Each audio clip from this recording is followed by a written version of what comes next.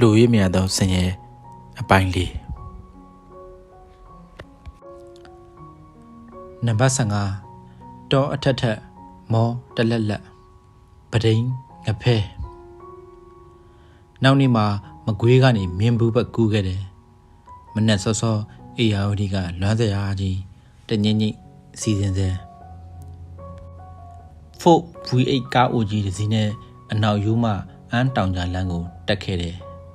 တောနက်ကြီးဆိုတာကိုပထမဦးဆုံးတွေ့ကြုံခံစားမှုတာပါပဲလမ်းတစ်လျှောက်လုံးတောတွေဖုံးနေပြီးကျွန်တော်စီးခဲ့တဲ့ဖို့ကားအိုကြီးတစ်စီးတဲ့တညင်ကြီးရုံးကန်ရင်အနောက်ယူမှကိုတက်ခဲ့တယ်စိတ်ကြီးမြိုင်ကြီးရိတ်ကြီးငင်သာစမ်းလေစွာတကယ်အဆိုတော်ကိုအန်ကြီးရဲ့မြိုင်ထတဲ့ချင်းကိုကိုရီခံစားရပါတယ်ဒါပေမဲ့ဒီမြိုင်ထထဲမှာပါတဲ့စခန်းသားလည်းမဟီယန်တဝိုက်မှလေးခွဲတလန်းမကွာတဲ့အမိအမြန်လိုက်ရပါတယ်နန်းညံတွေပြီးရောပြန်လန်းပန်ရော့မယ်ဆိုသလိုကျွန်တော်နောင်နာကက်လျက်ကတော့နန်းညံတွေမဟုတ်ပြီဘူးအေယာဝတီအနောက်ယူမတောင်ချေကယူသားဖြူစင်လာတဲ့ကြီးရွာသူအမဲကလေးတွေနဲ့အမဲကြီးများပါပဲတောင်းနွေချင်းနွေထင်းနွေကျိန်တွေနဲ့ခီးကြုံလိုက်ကြတဲ့ခီးတွေပေါ့မောလိုက်တာလွန်ပါရောတင်မောတွေတွန်တော့ကျုပ်တို့မဲရေတွန်းနာခြေတွင်သုံးတော့ရိုးရိုးတတပွန့်ပွန့်လင်းလင်းရေရေမမောငါနဲ့နော်ဘယ်ဝစ်ကြောင့်ဘဲနဲ့များမကိုချစ်မိပါလေဒီလိုအညာသူရိုးရိုးကြီးတွေကိုချစ်ခဲ့မိရင်အကောင်းသားလို့ကိုယ့်ဘာသာကိုညီးမိတယ်အနောက်ရိုးမကိုဖျက်ကျော်တဲ့ဒီအန်းတောင်ကြားလမ်းကအခုလိုမဟုတ်သေးဘူးကျင်းကြိုက်နေပြုံးနေတဲ့လမ်းမိုးရင်းတို့ကရေစားလို့မပြတ်တပြတ်တရားနာရောက်ရင်ကားကိုရက်ဒရိုင်ဘာစပယ်ယာတွေတွားစစ်ဆေးတေချာမှလူရီစင်းကားကြည့်ပဲတရားကိုဖြတ်လမ်းဌာနကတချို့တရားတွေပြင်နေတော့ရေခမ်းလူတောင်ကြချောင်းတွေကိုဖြတ်ပြီးယာယီလမ်းလွဲဖောက်ထားတော့ကနက်လီတော့နှက်ကြီးတယ်ဆိုပြီးအပေါ့မားသွားဖို့ရက်ခမ်းလို့ရတာမဟုတ်ဘူးတတ်မှတ်ထားတဲ့နေရာရောက်မှသာကားဆရာကတွတ်ရွတ်စုတိုင်းတဲပြီးတောနက်ထဲဝင်ရတာ4-5လမ်းလောက်ဝင်လိုက်ရုံနဲ့ကြော်စိတ်အောင်နှက်တဲ့တော်ကြီးတွေပါပဲမှတ်မိသေးတော့နေ့လေတနိုင်လောက်မှတောင်ကြားရွာလေးတရားကိုရောက်တယ်ထမင်းဆိုင်တစ်ဆိုင်ရှိတယ်မင်းဘူးမိတ်ဆွေများစီစဉ်ပြီးလိုက်လို့ထမင်းထုတ်ပါတယ်ဆိုင်မှာဝင်ပြီးကိုထမင်းလုံးနဲ့ကိုစားရမှာအားနာလို့လမ်းဘေးထိုင်ပြီးထမင်းစားနေတော့သဘောမနှောဖြူလာတဲ့အေယာဝတီနောက်ဖက်ကန်းသူဆိုင်ရှင်အမျိုးသမီးကြီးကအတင်းခေါ်ပြီးသူ့ဆိုင်မှာထိုင်စားခိုင်းငရုတ်သီးဆက်ဆက်ကိုကြက်သွန်ဖြူနန်းနန်းနဲ့ထောင်းထားတဲ့ဖိုးလိုဖက်လက်ငရုတ်သီးတောင်းစီစိန်တော်ချချွေးသေးတယ်ကောင်းလိုက်တဲ့အနောက်ယူမငရုတ်သီးတောင်းတသက်မမေ့ပါဘူးပါကျွန်တော်ကအားနာလို့ကြက်တန်တရက်ထုတ်ပြီးအဲ့ဒီတော့ကထမင်းပွဲမှာတစ်ချက်ပြီးတော့အတင်းချင်းကျွန်တော်ကစပွဲပေါ်အတင်းတင်ပြန်ပေးနဲ့နောက်ဆုံးကားဆရာကယူထားလိုက်သူကရန်ကုန်ကလာတာရဲ့မတိပြဆိုမှပြုံးပြီးယူထားလိုက်တယ်တကယ်တော့ကျွန်တော်ကအဲ့ဒီအန်းတောင်ကြားလမ်းရွာကထမင်းဆိုင်ရှင်ရဲ့မေတ္တာစေတနာကိုစော်ကားမိခဲ့တာပါပဲပဒိန်ငဖဲရောက်တော့မိုးချိုးလာပြီးရဲကင်းကရုတ်ထဲမှာအိပ်ရတယ်ဘေးမှာသဲတွေစီထက်လို့အဲ့ဒီတုန်းကအနောက်ဘက်ကပဒိန်ငဖဲစေတုထရာတစ်ဝက်ကညိုရောင်နေမြေကိုမန်းချောင်ဖျားကအလွန်လှပပါတယ်ရောင်စုံကြောက်တောင်လာလာလေးတွေကိုပွတ်သက်နန်းရှုရင်တစ်ဖြက်ဖြက်စီးစင်းနေတဲ့ကြည်လင်အေးမြတ်ရေအလှမှာခြေသလုံးထိရေစည်းစိမ်ခံရင်မန်းချောင်များကိုဖြတ်လျှောက်တဲ့အရာသာဟာတသက်မမေ့နိုင်စရာမြို့ရင်းကိုရေသွဲထားပုံကလည်းလှလိုက်ပါပြီချောင်းပြားကရေကိုသွဲမြို့လေလမ်းတစ်လျှောက်ရေသွဲမြောင်းလေးဖောက်ရေခရင်အိမ်ရှိဘက်ကခတ်သုံးမိသားရေကိုအိမ်နောက်ဘက်မှာသွန်းဒါမှချောင်းရီဟာအမြဲတန့်ရှင်းနေတော့မှာပေါ့ပဒိန်ငဖဲဟာအလွန်စီကန်းရှိတဲ့မြို့ပါပဲမြို့သူမြို့သားတွေကလည်းတိတ်ပြီးရိုးဖြောင်းကြတယ်မိန်းကလေးတွေဟာရေမြေလေတန့်တွေကြောင့်ဖြူဖြူဝင်းဝင်းလှလှပပငါနဲ့နော်ဒီလောက်ရိုးဖြောင်းပြီးဒီလောက်လှတဲ့ပဒိန်ငဖဲမြို့သူမိန်းကလေးတွေတဲကတယောက်ယောက်ကိုချစ်မိပါတော့လားလက်ကားကောင်အချစ်နီးသောယောက်ျားငဘောအစစ်မြင့်အချစ်နီးပညာရှင်မကူမှာတေးလိုက်ကွာရဲကြက်ကြီးကိုစောရဲ့ချက်အရက်နဲ့ ခြေသားကြောင့်အစ်စ်မိဖို့ကိုမမေ့နိုင်ပါအာထကအကြောင်းဥဆရာကြီးမှတ်ဉဏ်ကလည်းနဲလိုက်တာကျေးဇူးရှင်တွေရဲ့နာမည်ကိုမမှတ်မိဘူးယူနစ်အတွင်းမှုကောင်စီဥက္ကဋ္ဌစသူတို့ခမညာကျွန်ုပ်ကိုခွင့်လွှတ်တော်မူကြပါမန်းချောင်းဖျားတော်ရဲလျှောက်သွားခြင်းနဲ့ဆိုလို့ပစ္စတူခါးကြားထူရင်လိုက်ပူပြီးခဲ့တဲ့ရဲစခန်းမှုရဲ့နာမည်မမှတ်မိတော့တာကိုလည်းတောင်းပန်ပါရစေတောင်ကုန်းလေးတွေခင်နှန်းလေးတွေမလတ်မကန်းမြင်ရတဲ့ပြမှန်းမှိုင်းအနောက်ရိုးမကြီးရဲ့တောအထက်ထက်တောင်အထက်ထက်အချစ်ဆောင်မှုဘဲမှာနောက်ဆက်တွဲဖြေခွင့်ဆက်ပလီနဲ့ချခဲ့တဲ့ကောင်ပရင်းငဖဲမြို့မှာချမ်းလူကောင်လွမ်းလူကောင်ရဲတပ်ဖွဲ့ဂွန်ကတ်ဆောင်တဲ့ကွီးလူကောင်ဆွေးလူကောင်ချက်နဲ့မူးလူကောင်ပရင်းငဖဲကကျွန်တော်ဂျေသူရှင်တွေကကျွန်တော်ကိုအဆအဆအရာရာကူညီပြီးခွန်လွတ်ခဲ့ကြတယ်ပရင်းငဖဲမှာတပတ်လောက်လီခဲ့ပြီးမှပြန်လာခဲ့တယ်အနောက်ရိုးမတော်ထက်ထက်မောတလက်လက်ခြေရချင်းထပ်ပြီးအားရအောင်လွမ်းပစ်လိုက်တယ်မတိကြတာတစ်ခုရှိတယ်ကျွန်တော်မကိုလွမ်းနေတာလားငယ်ချင်းဦးကိုမတိစိတ်ကကြိတ်ပြီးလွမ်းနေတာလားမတိကြလားဘူးတောတောင်ရှုံမြောင်စိန်စမ်းရေခမ်းစာပြုတ်နေတဲ့တောင်ကြားချောင်းကလေးတွေယူမကိုပတ်ကွေပြီးဖောက်ထားတဲ့တစ်ဖက်က6တစ်ဖက်ကကပယံအန်းတောင်ကြားလမ်းကိုပြန်ဆင်းခဲ့တယ်ပြီးတော့မင်းဘူးစီးစာမှညီးတွားစွာစီးဆင်းနေတဲ့မြင့်မင်းအေယာဝတီကိုအလွမ်းကရုလှေကလေးနဲ့ဖြတ်ခဲ့တယ်မကွေးမြို့ဆိုမြတ်တလွန်ဖျားကိုမြင်းလဲကလေးနဲ့သွားခဲ့တယ်ဘယ်သွားမလို့လဲမတ်ရွှေဖဲဖျားဝဲကိုလဲနေဆိုဘယ်ဖျားလဲမတ်ရွှေဖဲမကွေးမြို့ဆိုမြတ်တလွန်ဆရာကြီးဒေါက်တာမောင်ဖြူရဲ့ကြပြားလေးမှတ်မိသေးတော့ကျွန်တော်ဆက်ရေးခြင်းတယ်ဘာကြောင့်လာလဲမောင်လေးရာဖျားဘူးတာလွမ်းဖို့ပါလို့မြတ်တလွန်ဖျားဇောင်းနှန်းရှိကြီးကိုတယောက်တည်းလျှောက်ရင်ရေမြမော်တက်ဖျားဖူးပြီးတော့အေယာဝတီမြစ်စိတ်မှာရေချိုးရေခတ်သူတွေအိပတ်ငှက်တံမှန်ခတ်သွားတယ်ကြီးကွက်ညီးလူဟာကြောင်လွန်းတယ်ဆရာမျိုးမငင်းရဲ့တခြင်းဟုတ်ကဲ့ကျွန်တော်ကြောင်လွန်းပါတယ်ဒီလိုယူကြောင်နဲ့ပဲရန်ကုန်ပြန်ရောက်ခဲ့တယ်ကျွန်တော်18ရာစုပြဇက်ဟောင်းကြီးကိုပြည်ဖုံးကားချရပါတော့မယ်နံပါတ်16သူပြန်လာပြီမကွေးကပြန်လာပြီးကျွန်တော်ကိုယ်နဲ့ကျွန်တော်စိတ်အလုတ်ထဲနှစ်မြုပ်ပစ်လိုက်တယ်အမှန်ကတော့မပြတ်သားတာရင်မဆိုင်ရဲတာအရှုံးကိုကြောက်နေတာဒါကြောင့်စိတ်ထွက်ပေါက်အဖြစ်အလုတ်ထဲနှစ်ပစ်လိုက်တယ်မစိုးပါဘူးဒီအတွက်မကိုကျေးဇူးတင်ပါတယ်မရဲ့အပြတ်သားသောညှင်းပယ်မှုကိုရင်မဆိုင်ရဲသေးတဲ့ကာလတစ်လျှောက်မှာစာတွေရေးတယ်ကြပြတွေရေးတယ်ရုပ်ရှင်ဇာတ်ညွှန်းတွေရေးတယ်နောက်ရုပ်ရှင်ရိုက်ဖြစ်တယ်နစ်မြုပ်ပြီးလုပ်ခဲ့တဲ့အလုပ်တွေမှုအတန်အသင့်တော့ပြည့်တဲ့အတိမတ်ပြုခံခဲ့ရတယ်ဒီလိုလေးဖြစ်လာဖို့နဖာကျူထိုးပြီးကျိုးရှိနဲ့လှန်ထားခဲ့တဲ့မောက်ကိုကျေးဇူးတင်ပါတယ်နောက်တစ်နှစ်မှာမရန်ကုန်တက္ကသိုလ်ကိုပြန်ရောက်ခဲ့တယ်ကျွန်တော်မသိသေးကလုံစော်တာနဲ့တူပါရဲ့အဲ့ဒီအချိန်ကြီးအတွင်းရန်ကုန်တက္ကသိုလ်ဘိုးစာတီကြီးတိုက်ကြီးကိုအချိန်ရတိုင်းသွားပြီးစာအုပ်တွေမှွေဖတ်ခဲ့တယ်ဦးချစ်ဆိုင်ကိုအောင်ရင်ဆိုင်ထိုင်ခဲ့တယ်အဲ့ဒါကိုစိတ်ကိုညာခဲ့တာပေါ့မနဲ့အတူတူ4-5နှစ်လောက်ရှင်တွဲခဲ့မှုတဲ့နယ်မြေဟောင်းကိုလွမ်းတဖို့သွားခဲ့တာဖြစ်မှာပါအကျိုးတော့ကြီးခဲ့ပါရဲ့စာအုပ်တွေဖတ်ဖြစ်ခဲ့တာပေါ့ဒီနေ့တော့တက္ကသိုလ်မှာဆရာပြန်လုပ်နေတဲ့တငယ်ချင်းမြင့်စိုးကပြောတယ်ဦးချစ်ဆိုင်မှာပါမင်းကြီးတော့ပြန်ရောက်နေပြီကွာတဲ့နံပါတ်7မျက်နှာချင်းဆိုင်မှာကြော်ချင်းကတ်တို့မားတို့ဌာနကိုဖုံးဆက်လိုက်တယ်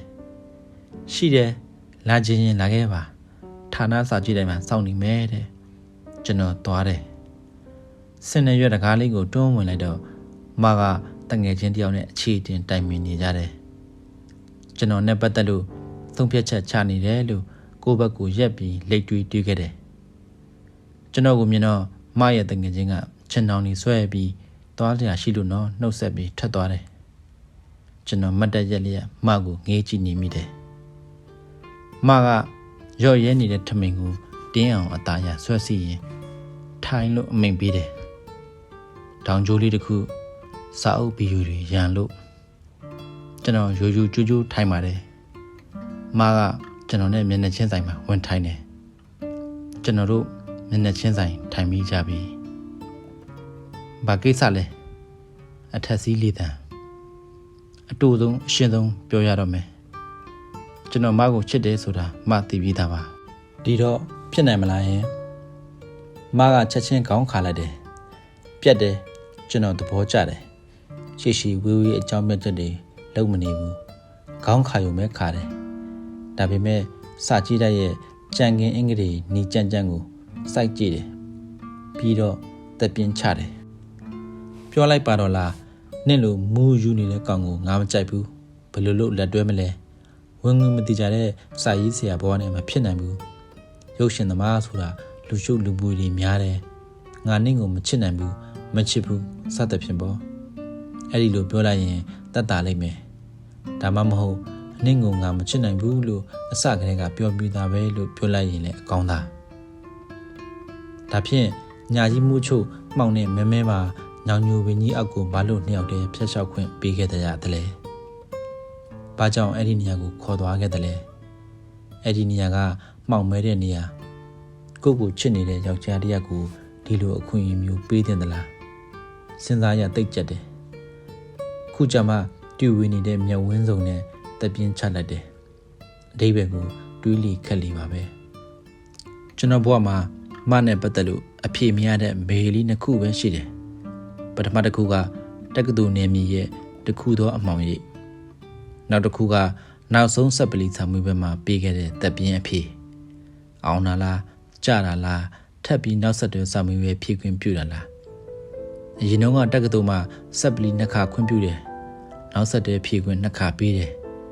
အဲ့ဒီနှစ်ခါလုံးကြာရင်တော့နောက်တစ်နှစ်ထပ်နေပြီးမှစာမေးပွဲပြန်ဖြေရတယ်သုံးခါကြကျောင်းထွက်စနစ်လည်းရှိခဲ့ဘူးလားပဲခုကျွန်တော်နှစ်ခါကြတာလားဒါမှမဟုတ်နောက်တစ်ချိန်ထပ်ဖြေခွင့်ပြုတာလားသုံးခါဇက်တိုက်ကြပြီးကျောင်းထွက်ရတာလားဘာမှမသိဘူးနံပါတ်18အနက်ကပြန်စဉ်းစားတော့ကျွန်တော်ဖောင်းတွေများခဲ့ပါတယ်အနီကက်တင်းမကဘူးအနက်ကရှိရင်အနက်ကနဲ့တစ်သက်လုံးခွန်းတဲ့မဝင်ရဆိုပြီးထုတ်ပစ်သစ်ပါတယ်ကျွန်တော်အားနေချက်တွေအများကြီးပဲ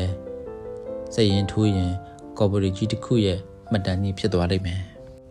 အနှစ်ချုပ်ကတော့ကျွန်တော်ဟာမိန်းကလေးတွေကြိုက်လောက်တဲ့ရုပ်ရည်မရှိဘူးမသားနာဘူးပိန်ကက်ကက်မဲ66ဥတော်တော်ဆွေရေးတယ်လို့ဝနဆိုတဲ့ကောင်ရဲ့ရုပ်ကမြောက်ပြတုပ်နေလှမ်းထားတဲ့ရုပ်မျိုးအဲ့ဒီလိုရုပ်အစင်းဖြစ်နေပေမဲ့ပညာတော်သလားဆိုတော့မတော်ဘူးငွေကြေးများများရပြီးအဆင်ပြေအောင်လုပ်နိုင်တဲ့စီးပွားရေးလုပ်ငန်းလုပ်နေသလားလုပ်ဖို့အစီအစဉ်ရှိသလားဆိုတော့မရှိဘူးအချင်းစာရိတ္တကောင်းသလားဆိုတော့မကောင်းဘူးဆိုလို့မရှိရုံတမယ်အရက်တောက်တတာကစတခါအရက်မူးမူးနဲ့မားတို့အိမ်ကိုရောက်သွားဘူးတယ်ရုပ်ပြက်ဆင်းပြက်တော်သေးတာပေါ့အဲ့ဒီနေ့ကမရဲ့အမနဲ့တူကလေးတွေပဲတွေ့ခဲ့ရတယ်မကိုယ်တိုင်ရှိနေရင်ဘယ်လောက်ရှက်လိရှာမလဲစာရေးဖို့နဲ့ရုပ်ရှင်ရိုက်ဖို့ကိုထမင်းမေ့ဟင်းမေ့လုပ်တတ်တယ်ရတော့တပဲ6ပြားဝိထုတူတစ်ပုတ်မှ30ပဲရတာကြပြားဆိုရင်အလကားဒါမှမဟုတ်9ချက်ရုပ်ရှင်ဒါရိုက်တာပေါက်ဆမှုဘယ်သူမှအထင်မကြီးဘူး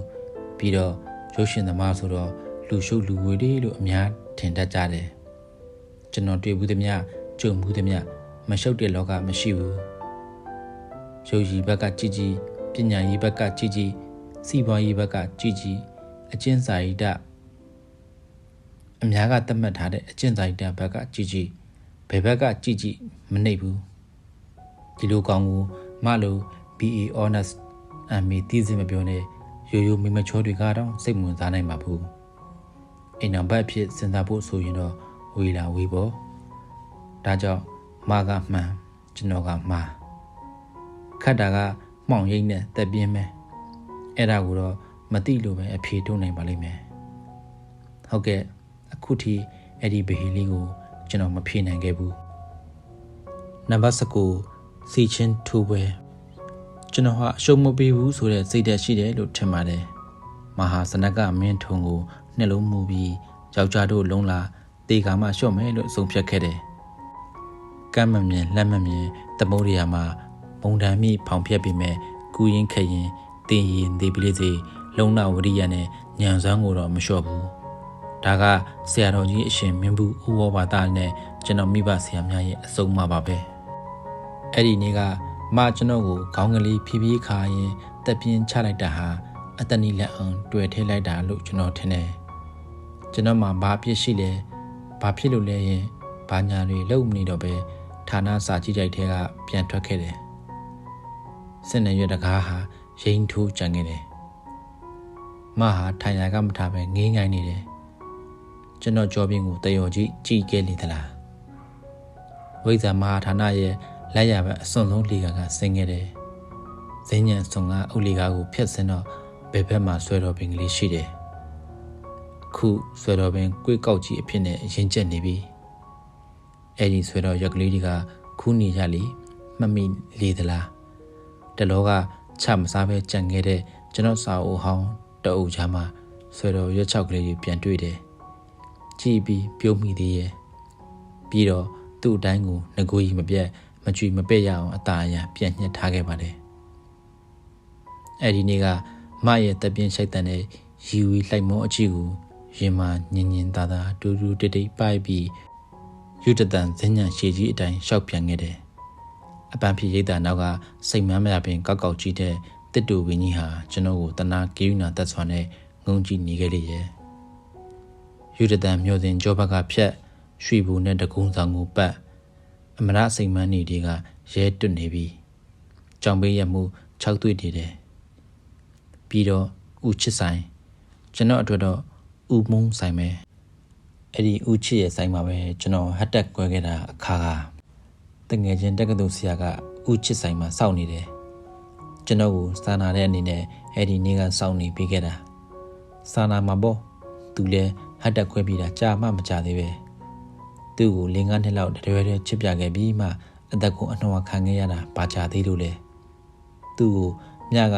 ရေးရေးလဲလဲချီနှောင်တို့ပြီးမလွတ်နိုင်မှထက်လှသာသောဓာလာလာလေးနဲ့တကြီးမှုန်နေတာကိုအဲ့ဒီတုန်းကအထိသူခံနေရတော့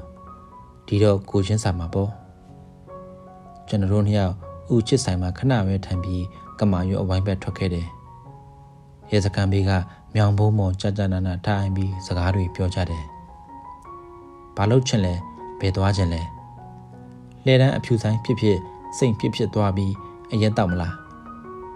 ကုကျော်ညွန့်လိုညကြမှာမူးမူးနဲ့အဆောင်ရှိသွားအောင်မလားစသဖြင့်ဆိုတော့ကျွန်တော်ကမကြောင်ရှင်ခွဲပြီးအရက်တောက်တဲ့ဆိုတဲ့အဖြစ်မျိုးအရောက်မခံနိုင်ဘူးဒါကြောင့်မိန်းလိုက်ဗီကန်းကော်တော့မှပတ်လက်လန်အိတ်နေလိုက်ချင်တယ်ကောင်းတယ်မိန်းလိုက်ဗီဘေးကကန်းကော်ပင်ပူတွေကြားတဲ့ကမြက်ခင်းတဲ့ရွက်ချွေတော့မှနှစ်ယောက်သားပတ်လက်လန်အိတ်ရင်ကျယ်တွေပွင့်လာတဲ့အထိနေပြလိုက်ကြတယ်ကျယ်တွေရွတ်တဲ့ရင်ဘာတွေပြောမိခဲ့တယ်ဆိုတာမမှတ်မိတော့ဘူးနာကြီးတဲ့စကားတွေပါပဲ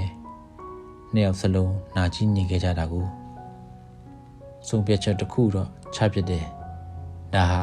စီရှင်ထူပဲ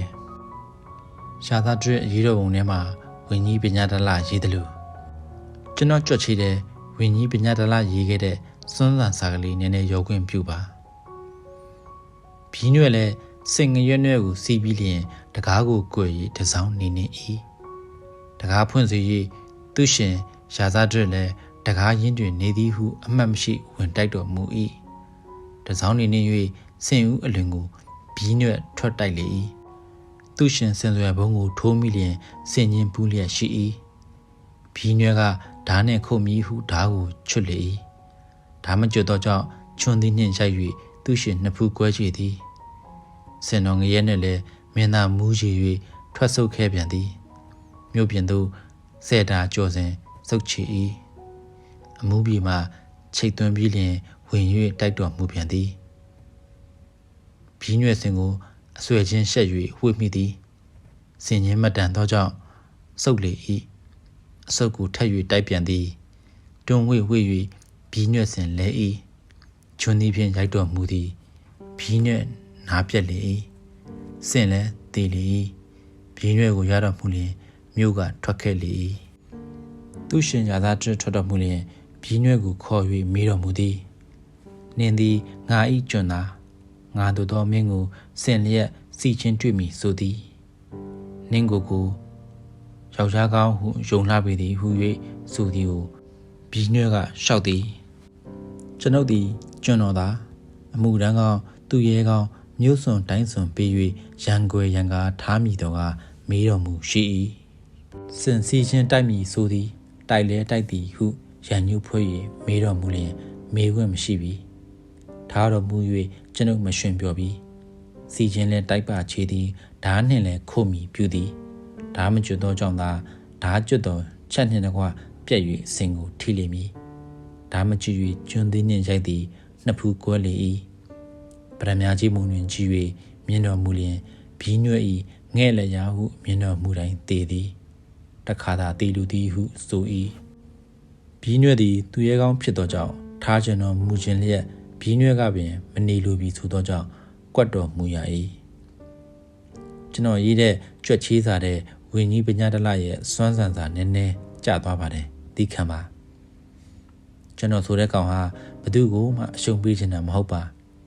ရှုံးရင်လဲကြိုးစားရုန်းကန်တိုက်ခိုက်ရင်လှပပအရှုံးခံခြင်းတဲ့ကောင်မျိုးပါဒါကြောင့်မကိုလည်းတတ်နိုင်သမျှကိုယ်စွမ်းညံစွမ်းနဲ့ခုခံရင်လှပပရှုံးခြင်းရှုံးပါစေစီချင်းတော့ထပ်ထိုးရလိမ့်မယ်စီချင်းထိုးပွဲဆိုတာရှုံးတဲ့သူကြီးပဲဒဏ်ရာရတာမဟုတ်ပါဘူးနိုင်တဲ့သူလည်းဒဏ်ရာအနာတရကြီးစွာရပြီးမှနိုင်မှာပါသူရှင်နှစ်ပူခွဲခြင်းဤပေါ်ဒါကြောင့်မအတွက်တည်ရပါဒဏ်ရာတစ်ခုပေးလိုက်ရမှကျွန်တော်ကျေနပ်မယ်ကောင်းပြီအခုကျွန်တော်ရှုံးနေပြီမနိုင်ပြီဒါပေမဲ့ဒါဟာပထမစီချင်းထိုးပွဲမကတစောင်းနေနှင့်ပြီးကျွန်တော်အချစ်စင်ဦးအလွန်မှဝင်တိုက်ခဲ့တာကိုကျွန်တော်ကိုတက္ကသိုလ်နယ်မြေရဲ့ကျောင်းအကြဆုံးအမှောင်အိမ်မှာမကစမွေးပဲစစ်ခဲ့တယ်ကျွန်တော်အောင်တယ်လို့ထင်တယ်ကျွန်တော်ရဲ့ကိုယ်ကျင်တရားထိန်းသိမ်းဆောက်ရှောက်မှုကိုကြီးစွာသောချုပ်တီးမှုနဲ့ပြခဲ့တယ်ဒီလိုခွင့်ရမျိုးမှဘယ်သူကိုပြီးခဲ့တယ်ကျွန်တော်မသိဘူးသိဖို့လည်းမလိုဘူးကျုပ်တို့အေးလေကျွန်တော်တို့စာပေသမားရုပ်ရှင်သမားဂီတသမားပကြီးသမားတွေဟာပိုက်ဆံဆင်းရဲကောင်းဆင်းရဲလိမ့်မယ်ဒါပေမဲ့သစ္စာရှိတယ်ကိုရှင်တရားဆိုတာလူရဲ့ယဉ်ကျေးတိုးတက်မှုအတိုင်းဝိုင်းတစ်ခုမှာတစ်မျိုးစီပဲပုံနေကားကြနေရာတိုင်းကိုရှင်တရားတစ်မျိုးတည်းသုံးလို့ရတာမဟုတ်ဘူးကျွန်တော်တို့အမှုပညာအလုပ်လှုပ်ရှားနေတဲ့သူတွေကြားထဲမှာကျွန်တော်တို့ဘာသာသတ်မှတ်ထားတဲ့ကိုရှင်တရားရှိတယ်ရှင်းရှင်းပြောရရင်ကျွန်တော်တို့ရဲ့အချစ်သစ္စာနဲ့မေတ္တာသဘောတရားကိုတခြားအတိုင်းဝိုင်းကဘယ်လို့မှနားလည်နိုင်မှာမဟုတ်ပါဘူးရန်ကုန်တက္ကသိုလ်နယ်မြေထဲမှာကျွန်တော်တို့ကလေးတွေငတေတွေခြေရချင်းမထက်တဲ့နေရာဆိုလို့မင်္ဂလိတန်းဆိုင်ခန်းနဲ့မင်္ဂလိအဆောင်အိတ်ခန်းတွေပဲရှိတယ်ရန်ကုန်တက္ကသိုလ်ဆိုတဲ့ဂုံအင်္ဂါကြီးဟိတ်ကြီးဟန်ကြီးနဲ့ခန့်ထည်နေပေမဲ့ရန်ကုန်တက္ကသိုလ်ရဲ့အပုပ်အပ်တွေကိုကျွန်တော်တို့ခြာတူးလန်အုပ်စုကကောင်းကောင်းသိတယ်ကျွန်တော်တို့ကိုကြဘိုးတွေအောက်တန်းကြတဲ့ကောင်တွေတက္ကသိုလ်ကျောင်းသားဂုံသိက္ခာနဲ့မညီတဲ့ကောင်တွေလို့သတ်မှတ်တာကိုကျွန်တော်ကရင်ကော့ပြီးခံရတယ်မပြောသင့်မပြောအပ်လို့အမိတက္ကသိုလ်ကြီးရဲ့မျက်နှာကိုအိုမဲတင်မကမစင်နဲ့ပါလိမ့်ကြံခဲ့တဲ့ဟန်ဆောင်ပန်ဆောင်ပညာရှင်ဆိုတဲ့ပုဂ္ဂိုလ်ကြီးငယ်တချို့ရဲ့ခြာတူးလန်ကိုကျင်တရားဖောက်ပြန်မှုကိုသိသိခဲ့တာပေါ့အမိတက္ကသိုလ်ရဲ့မျက်နှာကိုထောက်ထားလို့သာကျွန်တော်တို့ကဖွင့်မရေးခဲ့မပြောခဲ့တာပါထားပါလေအဲဒီတုန်းကမအတွက်မှတ်သားလောက်တဲ့တန်ရန်တစ်ခုပေးလိုက်မယ်လို့ကျွန်တော်ဆုံးဖြတ်ခဲ့တယ်ဝှက်ဖဲဆိုတာလူတိုင်းမှာရှိကြတာပါပဲအဲ့ဒီဝှက်ဖဲနဲ့ဝိုင်းနှင်းကျွတ်သိမ့်ပြစ်လိုက်လို့ရတဲ့အခွင့်အရေးမျိုးကိုတစ်ချိန်မဟုတ်တစ်ချိန်မှာရမှာပဲကျွန်တော်ခြုံခိုစောင်းခဲ့တယ်ခြုံခိုတိုက်ခိုက်ဖို့ပေါ့ကျွန်တော်ပြစ်ကွင်းတက်ကွင်းတွေကိုမရောက်ခဲ့ဘူးလေဆိုရင်ယုံချင်မှယုံမှာပါဘာကြောင့်လဲဆိုတော့ကျွန်တော်ဟပေးထားတဲ့တက်ကွင်းတွေကိုမလှပပဝင်လာခဲ့တယ်ခုမှပဲပြောပြပါတော့မယ်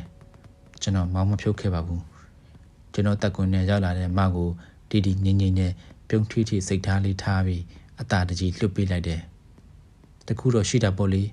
နှုတ်ကမထိန်နိုင်လို့စကားတခွန်းတော့ပြောခဲ့မိပါတယ်တဘာဝစွာနှုတ်ဆက်ခဲ့ပါတယ်နောင်တွေ့ရင်လည်းနှုတ်ဆက်ပါလို့ဒါပေမဲ့အဲ့ဒီကလေးကအခုထိပြန်မတွေ့ကြတော့ဘူးနော်လူရည်မြတ်သောဆင်းရဲအပိုင်းလေးဒီမှာနေပြီးပါပြီအပိုင်း9ကို